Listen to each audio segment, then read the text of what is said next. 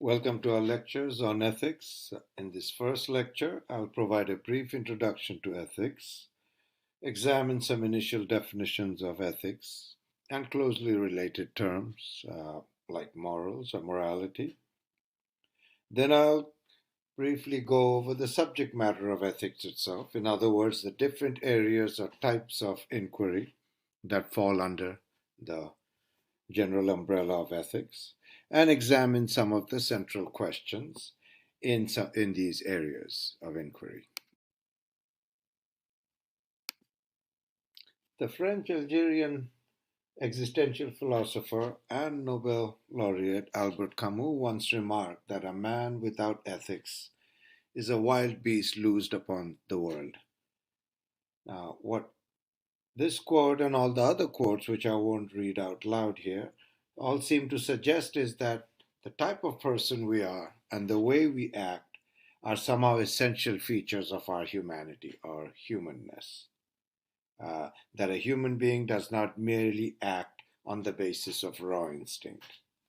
In other words, the way we reason, our emotions and imaginations, the judgments we make, and so on, all of these go a long way in defining who we are as an individual and as a part of a larger community.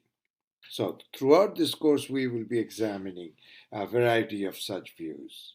Why people are indeed uh, why people have considered ethics and morality indeed to be an essential and distinctive part of our humanity. Now, these quotes also point out that ethics has a long and illustrious history. It is one of the oldest areas of human inquiry. As a philosophical discipline, ethics originated over 2,500 years ago in ancient China. In the West, Socrates and a group of teachers known as sophists are often considered the first moral philosophers in the European tradition. Ethics is generally defined as the study of morality. Now let's try to unpack both terms. John Day, in a fine book called Introduction to Ethics, defines ethics as the study of right and wrong, or of the good and bad, ends or goals to pursue in life. In other words, ethic tells us how we ought to live, what actions we ought to do or not do in the conduct of our life. So it has therefore always historically been thought of as an eminently practical discipline, not simply a matter of knowing, but acting or doing on the basis of knowing. Morality has a very, very close meaning to this. Morality consists of the standards of what is right or wrong, good or bad. Now, these standards could be handed down by tradition or custom, and that is often referred to as conventional morality, or these can be standards that are arrived at through our use of reason. Or the definition below does not mention that as an outcome of our emotional or imaginative state. So the definitions already seem to tell us that the two words, ethics and morality, are quite closely related, almost interchangeable. In fact, they have been historically interchangeable, just like we will use them interchangeably in the classroom. I'll refer, sometimes even in the same sentence, ethics, and then I'll call the same thing morality. Um, if we just etymologically, meaning looking at the roots of the word ethics is derived from the Greek word ethos.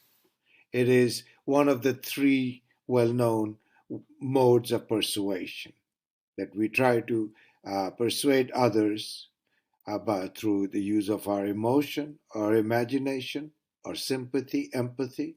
These often fall under the Greek term pathos. Similarly, we try to persuade others through the use of logic and reason, falls under the category of logos, and similarly, ethos, where we rely on certain moral authority or judgment in trying to persuade others. Now, ethos has two meanings in Greek. First, in the singular, it refers to character of a person, let's say, and in the plural, it refers to customs. The word moral comes from the Latin word moralis. Now, here it's important to note that when the Latin speakers, particularly talking about, say, Romans in ancient times, and later Latin speakers in the Middle Ages, when Latin speakers, when they were reading Greek texts, every time they came across the word ethos, they translated it as moralis or mores or some derivative thereof. Uh, and here too, we get the same two meanings. In the singular, it refers to character, and the plural, it refers to custom. Now, the study of ethics can be broadly divided into at least four distinctive areas. Now, the first one is called descriptive ethics, and as the name suggests, it describes what a group of people believe to be right or wrong, good or bad or evil, without necessarily making any judgments about those standards or whether they or any people should hold those values.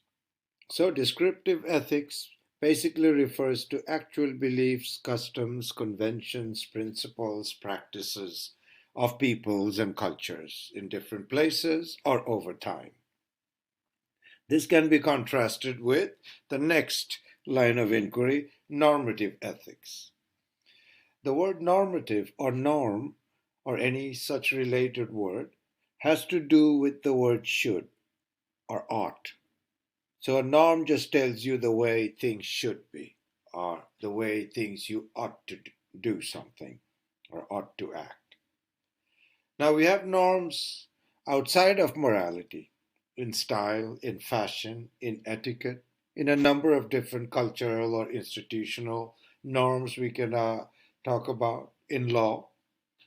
All of these basically tell us rules about the way things ought to be done. For example, in some cultures, you ought to wear black to the funeral. In other cultures, white is the dominant or normative vestment during a funeral. Similarly, you ought to be on time for a class. That would be norms of classroom behavior. You ought to brush your teeth, norms of hygiene. Some would say you ought to wear masks during an epidemic, and so on. The last one we'll actually come back to later in applied context. Whether, in fact, a dispute over whether that falls under descriptive ethics, the way things are. People wear masks during a pandemic, or a normative ethics, that you ought to wear masks. Okay, then. So basically, you can see that the word norm or normativity applies whenever you're making a claim about the way things should be. In fact, this is indeed the primary area in the philosophical study of ethics, and where we will be focusing. Much of our course will be limited to normative ethics, although you'll see some of all the other elements come in distinctive ways, directly or indirectly. In addition to questions of, as I mentioned, how one ought to live their lives, there are others, few other central questions which have also been sort of prominent in the history of ethics, including what makes actions moral, or in other words, what makes something right or wrong, good or bad. So we're not simply interested in what is right or wrong thing to do, but also, what is it that makes this right or wrong? Where are those judgments of right or wrong coming from themselves? In other words, maybe to put it, why should we behave? Why should one behave according to these ethical norms or principles? That would be another question. Or in other words, why should one do what morality prescribes? Now, some of these later questions are taking us into the next area, metaethics. This deals with the nature of ethical statements, not with prescribing what one how one should act, which we saw was the main focus of the previous category, normative ethics. In other words, meta ethics ask whether morality is objective, for example. What philosophers are trying to determine here when they ask questions of objectivity of morality is whether moral judgments have a truth value, or to put it more simply, whether they can be determined to be true or false in a manner that does not depend on personal opinions or feelings or attitudes. For example, when someone makes the claim uh, that the earth is bigger than the moon, or 2 plus 2 equals 5, no one can determine whether these statements are true or false in an impersonal or objective sense, that it holds under all conditions of views.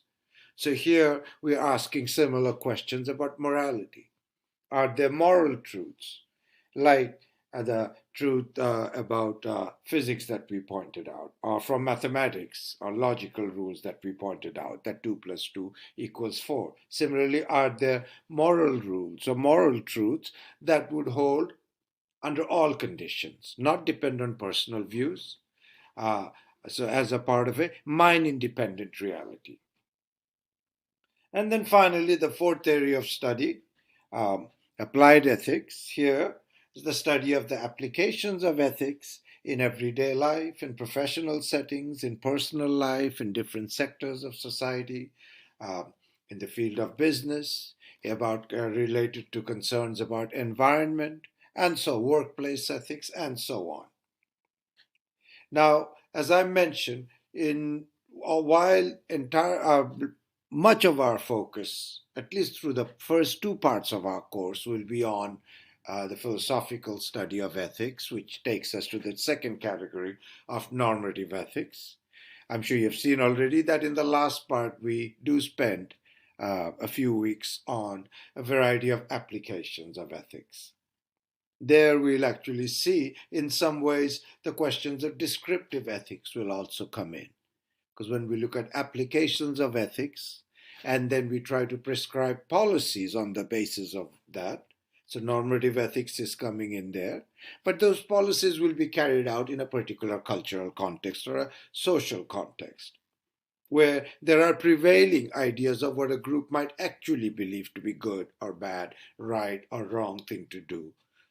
So that interaction comes in again. So when we're looking at applied ethics, we will be taking our cues, not just from normative ethics, about what one ought to do, but also looking at what people actually believe or actually do, so descriptive ethics.